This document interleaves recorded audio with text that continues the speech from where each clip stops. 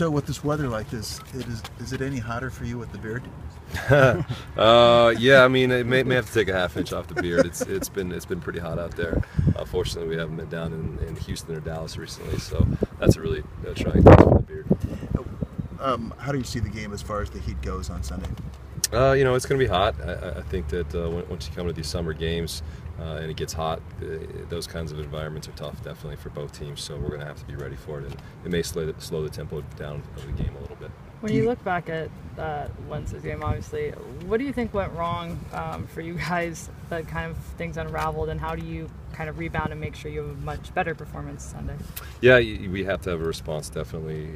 When you give up 2 goals early on the road like that, you're really putting yourself behind the 8 ball, and I think that that's what we're trying to do to teams. When we play at home, we're trying to put them under pressure and make them make mistakes and get early goals. So that's our goal for Sunday.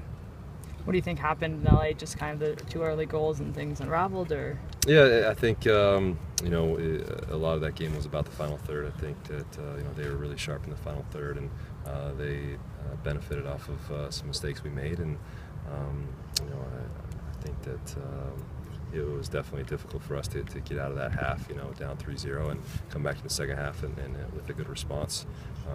But LA is a very good team. You have to give them a lot of credit for how they played and how clinical they were in the final third, and definitely we can't have a bad night at the StubHub Center again. Is it hard to forget a game like that and get ready for this one, or is this game so big that you blocked that one out right away? I think you have to move on quickly, especially when it's a midweek game like that, and you're coming up against an opponent like Seattle. There's no time to waste, definitely, and you're going to have bad games throughout the season, and you're going to have to just get through them and get underway quickly, because there's just no time to waste. How much different is the Seattle game than other MLS games? It's special. There's no doubt about it. These rivalry games are amazing. It's my first experience with the Cascadia Cup, and these rivalry games against Seattle and Vancouver, and they're a lot of fun. The fans get into it, and as players, you really get up for these challenges. How do you talk about composure for a minute? I mean, Liam got ejected. There was a ton of ejections up in Tukwila. Mm-hmm. Are you concerned about it? What's your role in it, and how do you keep these guys calm so that they can stay in the game? I think that composure is a huge part of this game, definitely, and I think that our guys have really shown a lot of it in the recent weeks, and you can see by our results for sure. I think that the red card against Liam was tough. I don't think he lost his composure at all.